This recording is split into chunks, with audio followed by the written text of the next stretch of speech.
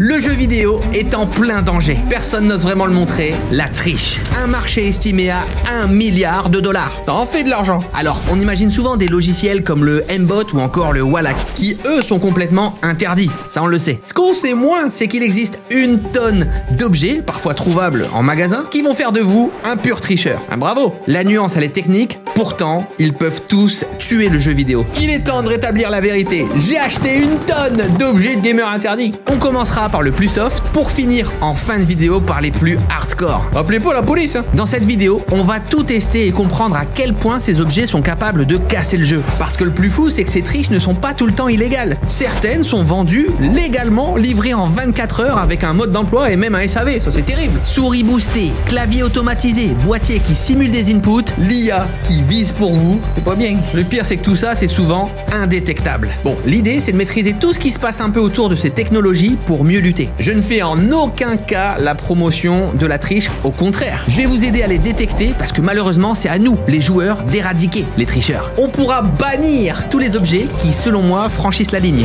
Je serai le juge de l'extrême. Et ensuite, ce sera à vous, en jeu, de mieux repérer les tricheurs. Aujourd'hui, des jeux sont morts à cause des cheats et sont devenus injouables. Sur certains, comme Warzone ou PUBG, une partie sur 3 peut contenir un cheater.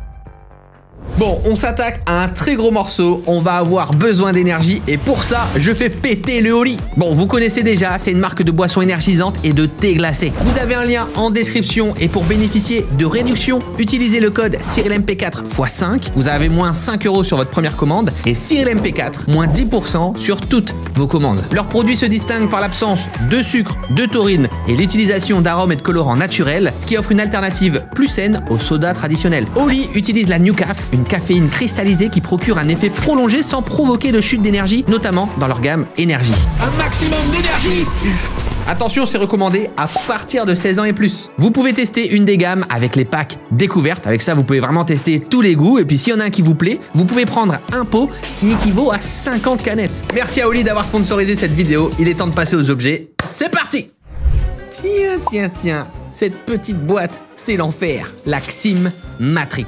On est sur un objet à 190 €. Vous avez des risques de ban élevés si vous jouez en ligne et pourtant c'est disponible sur Amazon, vous pouvez l'acheter très facilement et c'est pas considéré comme illégal. C'est un adaptateur de dernière génération qui vous permet de jouer avec n'importe quel clavier et n'importe quelle souris sur console. Et ça, c'est juste zinzin. Vous imaginez si je joue sur PS5 avec mon clavier tryhard, mon clavier mécanique, etc. Ça va être terrible pour les gens qui sont en face. Après, il se marie plutôt bien la PS5, c'est vrai qu'on devrait y penser, il faut faire un modèle console. Je sais pas s'il y a tant de gens qui jouent clavier-souris sur console, mais c'est clair que ça donne un avantage de malade. Je me demande à quoi ça ressemble. Oh, c'est tout petit, le petit zigouigoui, punaise. Et voici le bousin. D'ailleurs, on dirait le logo tryhard. Ok, donc on a les différents ports. C'est assez simple, mine de rien. Il doit juste avoir un petit soft à l'intérieur. On le branche directement sur la console. Vous avez les différents périphériques pour la souris, pour le clavier, voire même la manette officielle. Et en fait, ce petit boîtier va simuler parfaitement une manette côté console, alors que vous avez dans les mains un clavier et une souris. Et là, du coup, vous êtes indétectable. Ça vous permet concrètement de jouer avec la précision d'un PC, clavier-souris, mais c'est là où c'est zinzin, parce que comme ça simule une manette, eh bien vous avez en plus l'assistance à la visée de la manette. Et ça nique tout. Imaginez si vous avez de l'assistance en clavier-souris, c'est une catastrophe. Concrètement, l'assistance à la manette, elle est là pour pallier justement le manque de précision. Vous doutez bien, avec votre pouce et 2 joysticks, on n'est pas hyper précis à la manette. Alors qu'avec une souris, on a vraiment une capacité de mouvement et de précision vraiment extrême. Ce petit boîtier vous permet de bénéficier de tous les avantages des différents accessoires. Et face à un joueur, par exemple manette, là, il n'y a aucune chance, vous êtes mort. Mais vous savez quoi ? C'est pas tout. Le XIM est 100% configurable, ce qui permet de personnaliser les courbes de visée, les accélérations, le mapping des touches. Pire encore, il permet d'activer des assistances à la visée surpuissantes, plus que de base. Les personnes qui parlent du XIM le présentent souvent comme le seul outil de cheat légal. Et bien que c'est sûr, juridiquement, pour le moment, c'est légal, en fait, ce genre d'appareil viole clairement les conditions générales d'utilisation, et ça dans n'importe quel jeu. Et le problème, c'est qu'aujourd'hui, pour les développeurs de jeux, c'est pratiquement impossible à détecter. C'est une une dinguerie. Bon, techniquement, c'est pas un cheat parce qu'au sens traditionnel, en fait, il n'altère pas le jeu ni les serveurs, mais les avantages sont vraiment trop élevés. Pour moi, clairement, c'est too much. Depuis très peu de temps, il y a des entreprises comme Bungie ou Epic qui tentent de contrer ce genre de produit en étudiant justement les patterns de visée et d'autres facteurs en entraînant des IA spécialisées. Et ça, clairement, l'IA, c'est un petit peu l'avenir contre la triche. Ça, pour moi, directement, c'est ban, ça dégage. C'est quand même fou de se dire que c'est pas illégal, qu'on peut l'acheter en 2-2, mais je pense que c'est important de connaître ce genre de truc pour mieux lutter, pour mieux reconnaître les cheaters en jeu. Des fois, il se passe des trucs et tu sais, on comprend pas. On a l'impression que c'est pas possible parce que c'est que des cheats logiciels, mais aujourd'hui, il existe tellement d'accessoires que tu peux greffer à ta manette, que tu peux greffer à ton clavier. C'est une dinguerie. Objet suivant. Alright, celui-là, il est un peu costaud. J'ai dépensé sans compter. Le Sony InZone M10S. Un écran très spécial et qui coûte quand même 1400 €. Et là, c'est le début des problèmes parce qu'intervient l'intelligence artificielle. Et ouais, forcément, c'est quelque chose qui va nous tourner de plus en plus vers le sujet de la triche. Bon, l'IA, concrètement, elle est là pour un petit peu booster nos performances, pour nous rendre un peu plus efficaces. Et ça, parfois, quitte à être considéré comme du cheat. C'est un écran à 480 Hz. Donc déjà, ça, c'est une dinguerie. Et c'est vrai qu'on n'en parle pas souvent, mais déjà en soi, les performances d'un PC ou d'un écran versus les autres, ça peut vraiment changer toute la donne parce que je vous dis, quand vous jouez à 480 Hz versus, je sais pas, un 140, vous jouez pas au même jeu, c'est pas les mêmes performances. Je vous dis une connerie, mais c'est comme courir pieds nus ou courir avec des méga godasses vraiment pensées pour le running. Mais en plus là, il y a une IA qui permet de modifier le contraste des ennemis directement depuis l'écran sans aucun logiciel ni interaction avec le jeu. C'est un des écrans les plus avancés du marché. Le tout avec une dalle OLED, c'est presque du jamais vu dans le monde des écrans gaming. Je sais même pas si à terme ça va être autorisé parce qu'en fait le sujet c'est que clairement on peut considérer ça comme un espèce de wallach. Je vais avoir une information visuelle sur mes ennemis que personne d'autre n'aura. J'ai une option, le FPS Pro Plus, qui permet d'optimiser la dalle spécifiquement pour les graphismes de Valorant. Encore une fois, moi je trouve ça, c'est limite, tu vois. Et la technologie d'IA qui concrètement va modifier les contrastes et la luminosité en temps réel, tout ça de façon à faciliter la perception des ennemis, surtout leurs contours en fait. C'est une option qui est assez subtile, en tout cas quand on est novice, mais je peux vous assurer, quand vous maîtrisez bien le jeu, le moindre des avantages peut tout changer. Et ça, mine de rien, c'est pas à prendre à la légère parce que forcément les entreprises vont valoriser l'innovation technologique à partir d'IA et ça parfois quitte à nous faire littéralement tricher. Depuis un an, on commence également à voir qu'il y a des IA comme ChatGPT qui sont en mesure de jouer à notre place en simulant carrément l'usage d'une manette. Et il y a des IA qui sont capables de jouer à votre place pour farmer ou vraiment créer des bots hyper efficaces. En termes de risque de ban, on est pratiquement à aucun.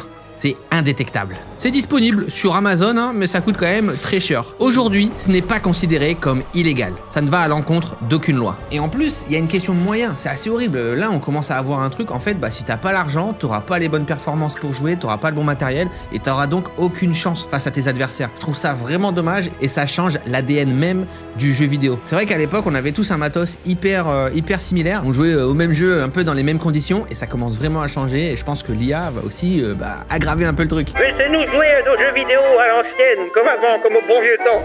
Et franchement, la dalle, elle est incroyable, c'est hyper fin. Là, je pense que c'est un écran malade. Bon, je vais installer ça va me prendre un petit moment et on se retrouve pour le test. Cette fois-ci, on est sur un écran plat parce que moi, je suis sur un incurvé habituellement. Donc ça change pas mal. Bon, à la caméra, ça rendra pas aussi bien que moi pour vous. Mais déjà, ça a l'air vraiment pas mal. En tout cas, le 480 Hz, clairement, je le veux. Alors nous, ce qui nous intéresse, c'est la features un petit peu cheatée. Donc pour ça, j'ai les différents modes. Donc là, je suis en standard.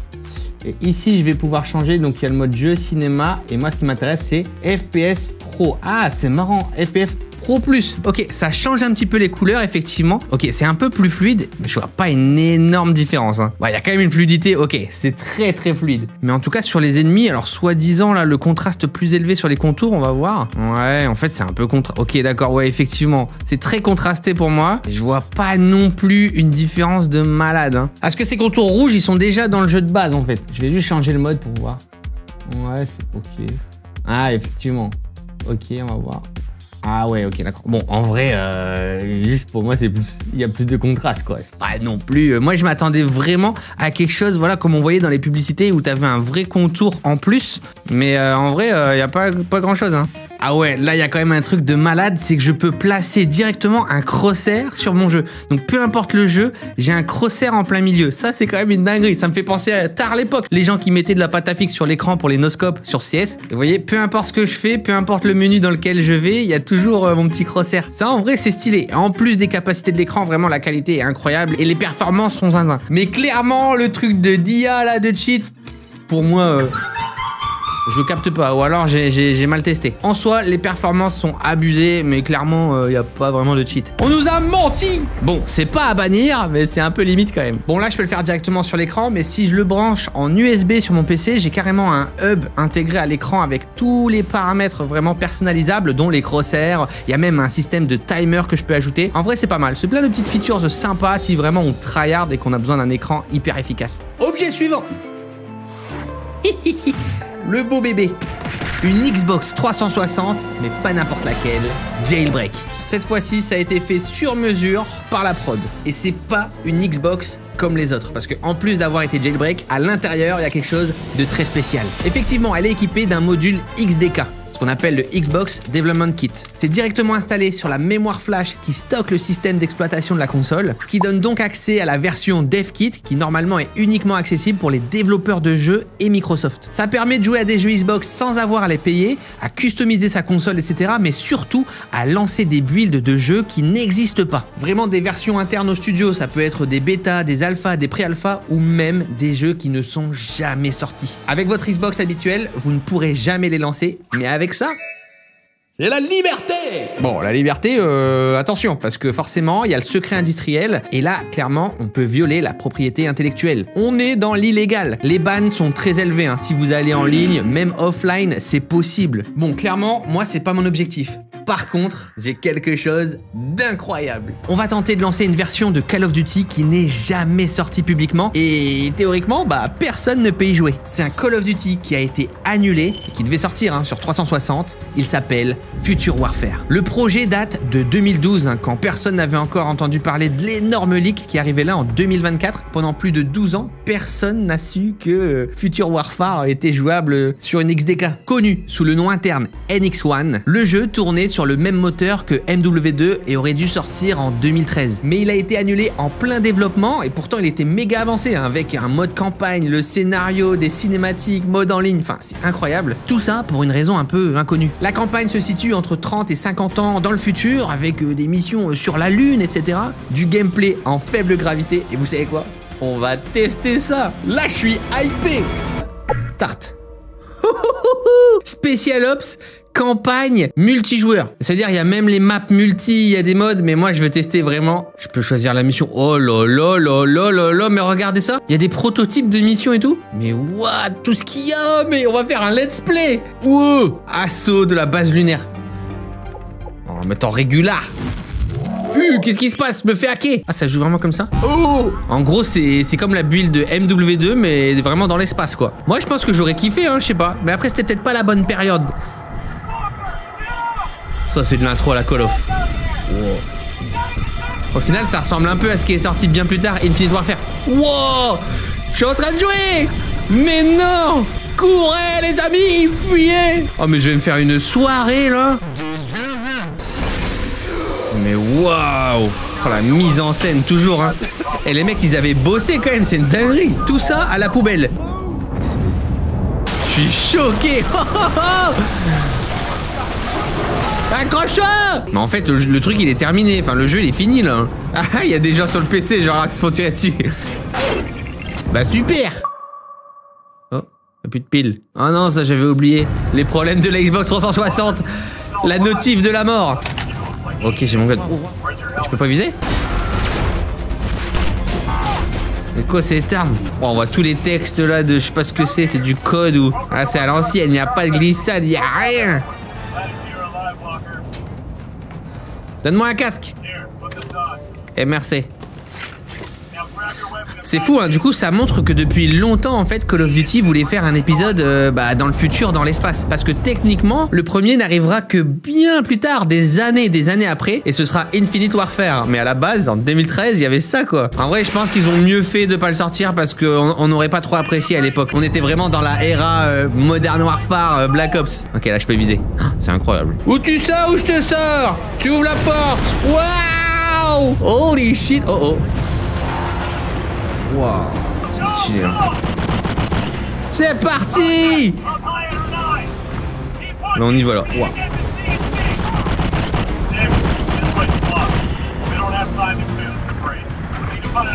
C'est quoi ça?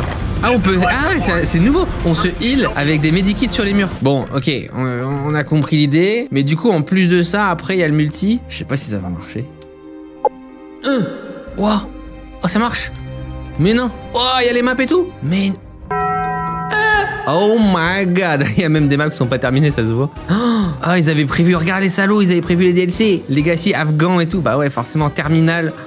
Waouh. Mais tout ce Bon, là, on tient un gros morceau. Mais bon, c'est pas tant le sujet de cette vidéo. Là, on était vraiment sur le hacking. Objet suivant. Tiens. Une petite souris Logitech qui paraît toute innocente comme ça. Si vous saviez.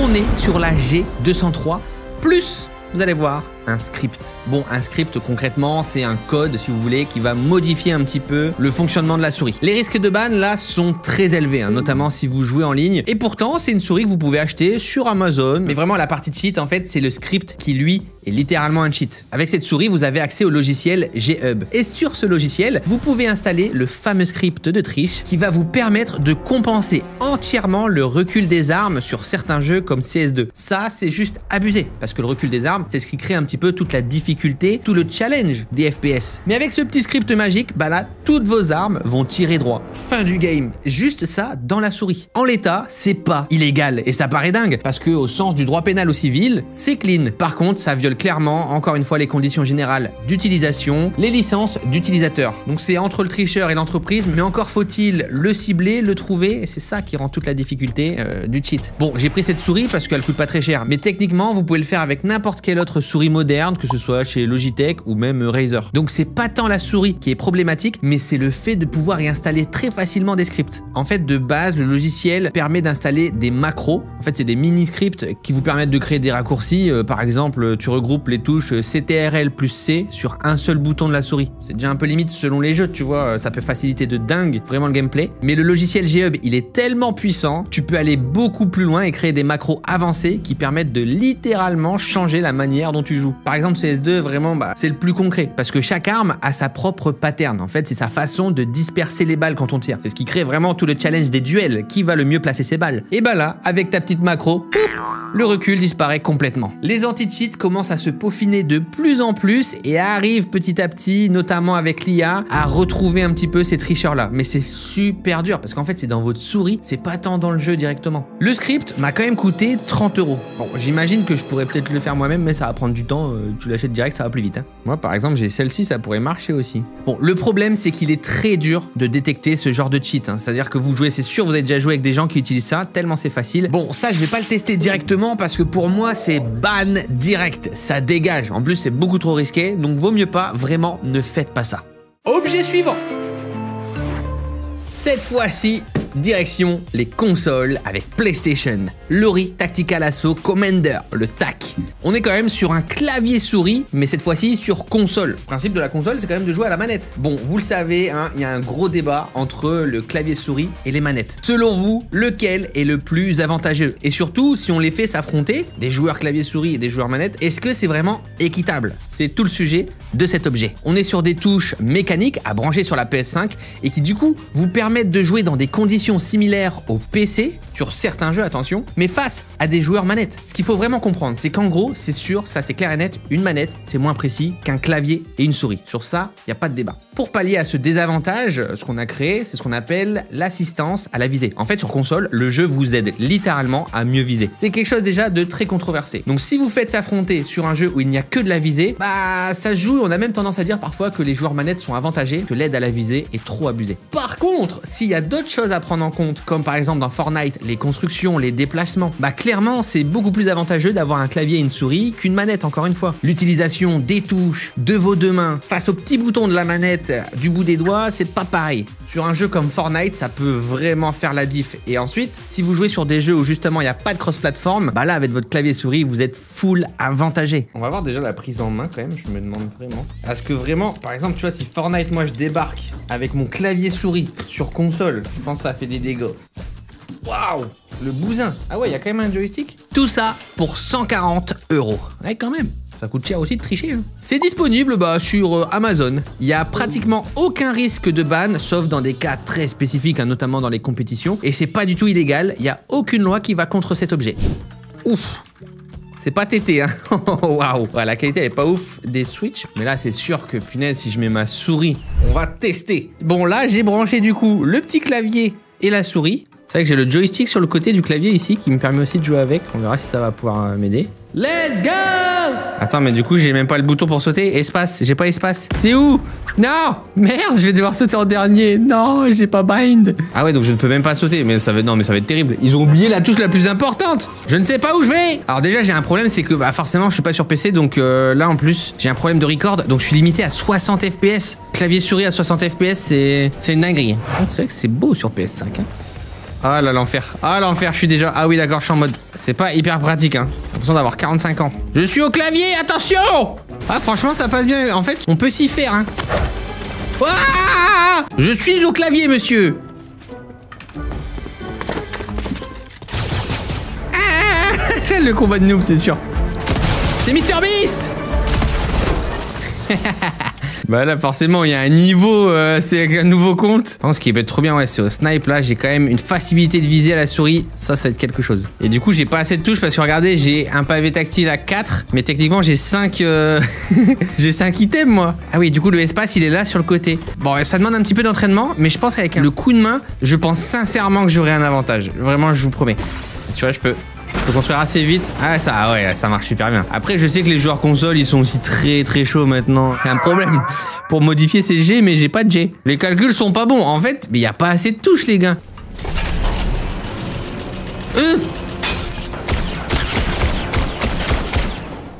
La puissance du clavier souris. On va voir là la précision de la souris. En vrai c'est pas mal. C'est pas aussi bien que sur PC, je vais pas vous mentir. J'ai l'impression qu'il y a un petit peu d'input lag. C'est pas aussi précis et fluide forcément. Il y a moins d'images par seconde aussi. Donc là par exemple là, de loin je vais peut-être galérer un peu. Alors que là sur PC je l'aurais touché direct. Hein. J'ai envie de voir s'il y a de l'aide à la visée ou pas là, à la souris. On va voir, je vais essayer de capter, je vais vous dire. Alors on va voir ça. J'essaie de me rapprocher. Non, j'ai pas l'impression, il n'y a pas d'aide à la visée là.